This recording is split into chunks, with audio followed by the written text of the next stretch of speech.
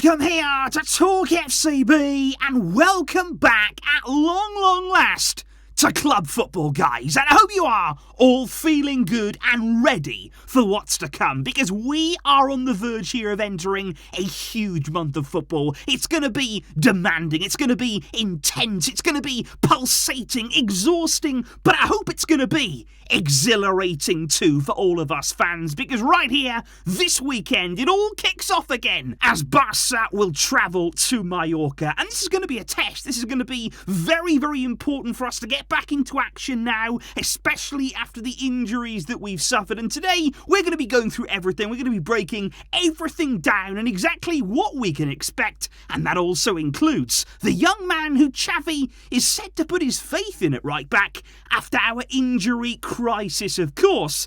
There's lots to get through and lots to be excited about. So come on.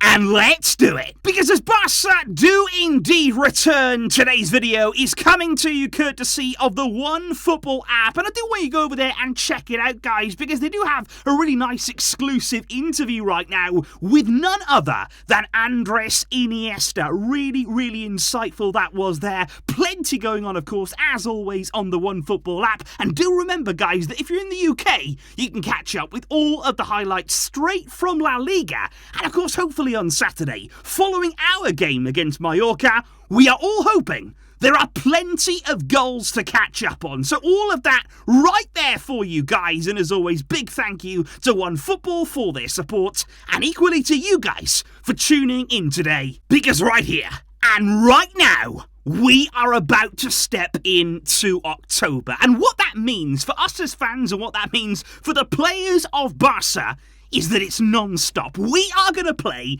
9 matches in the month of October, 2 games per week minimum, sometimes there'll be 3, and we will be in action basically every 3 days. It's going to be relentless. And these are not just any games either. These are massive games in there, in the Champions League, in the La Liga title race. There is so much that is going to be coming up, because as we enter match day 7 here in La Liga, Barca right now are trailing Real Madrid at the top, but it is very tight here, and of course still early days in the season. One thing as well I would bring to your attention is Atletico Madrid right down there in 7th right now, and the tough games for them, they continue. This weekend they will head to Sevilla, and I mention that because what's going to happen with Griezmann? It was a massive surprise before the international break when he was included in their starting lineup against Real Madrid. He played the full 90 minutes in that game. But what's going to happen with this one? Is that just going to be a one-off now? Is he going to be thrown back on the bench, even though he was just named Atletico's September Player of the Month? It's clear that he improves them. It's clear that they need Griezmann right now, and it will be interesting to see what Simeone does from the start in this weekend's game. But if we do go back to Barca, and if we do, first of all, look at what we were doing before the international break, and look at the kind of form that Xavi's team were indeed showing. Obviously, we didn't get off to the best start, drawing at home there, a goalless draw against Rayo, but from then on in, it was very much free-flowing in attack. It was very much a case here of a confident team, of everybody gelling together nice and early on in the season, playing with real freedom, playing with real confidence. Obviously, we had the defeat against Bayern. We can take the positives from that right now, and before the international break, ending things in style with a 3-0 win over Elche. But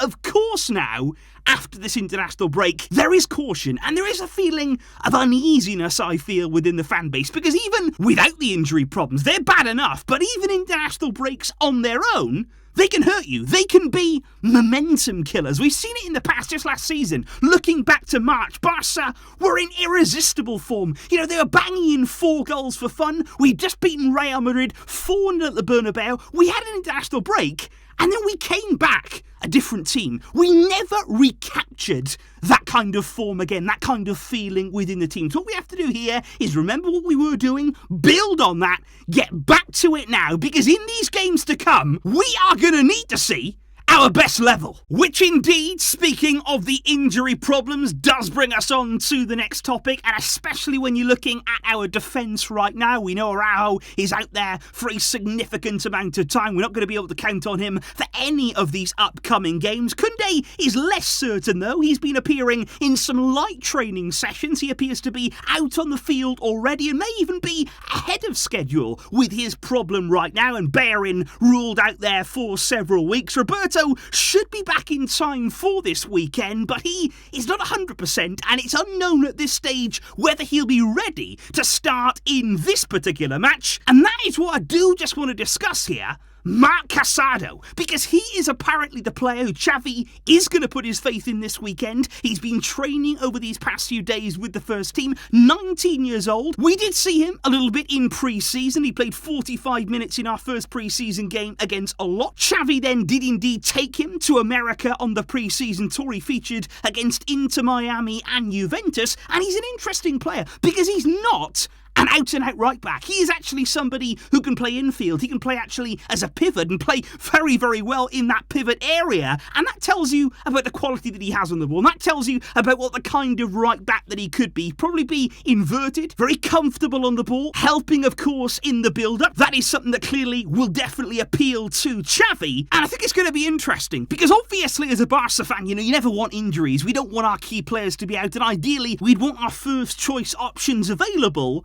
But I do kind of like this situation whereby somebody has to come in. You've got to look from within, and then a youngster like this gets an opportunity that they never would have gotten without these injury problems. And what a chance for Casado here in these games to come with all of these matches that we're going to have. If he can impress, if he can come in and show what he can do, what a chance for him. And I really do hope that he snatches it. Because if we do indeed move on to talk here about the starting lineup, and of course all of the lineups when it comes to Xavi over these games to come, they're going to be crucial because we are going to have to use the full extent of our squad. We're going to have to rotate. We're going to have to bring players off. We're going to have to really make sure that we're keeping everybody in good condition because obviously we cannot afford any further injury problems. Now, of course, in goal, we're going to be counting very much so on Ter Stegen, looking at him to continue his very impressive early season form. Then at centre-back, we could see a different system. It is possible there that Xavi lines up with 3 centre-backs, but the problem is, if you did that, you'd have Piqué out there,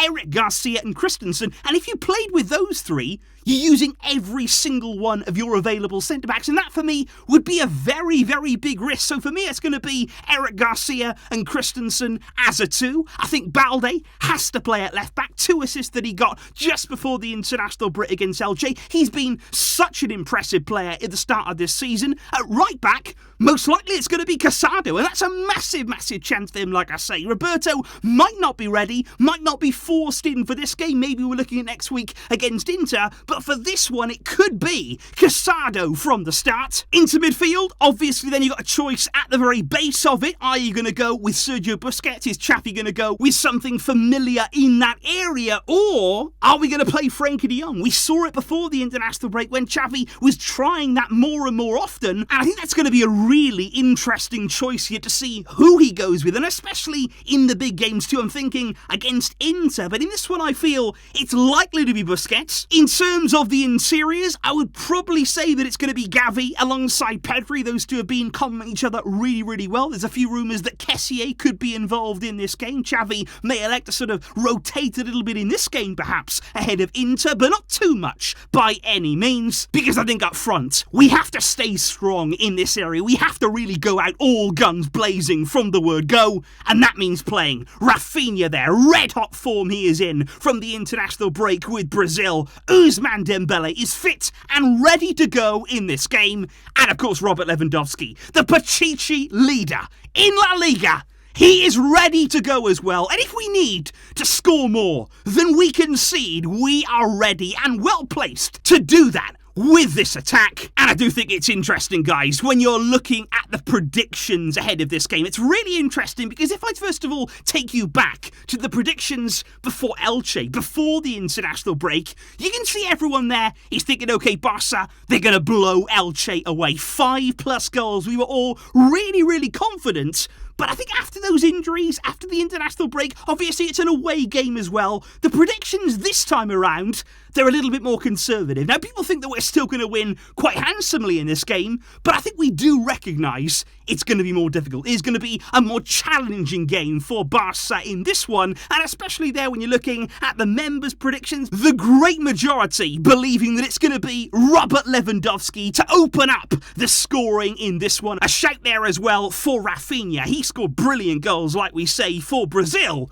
And I just hope that we can do it here, that we can bounce back from the misfortune, from the cruelty that we suffered in the international break. We've had injuries, we've had setbacks, but let's dust ourselves down. Let's stand up tall, and let's arrive now in this October period, positive and ready to strike. Please do let me know all of your predictions in the comments down below, guys. What are you expecting from this game? Who do you think is going to get on the score sheet? And what should Xavi's lineup be heading into this one? Also, please do make sure to check out my video a little bit earlier on today. It was an early morning one on Ousmane Dembélé and a possible renewal already for him at Barça.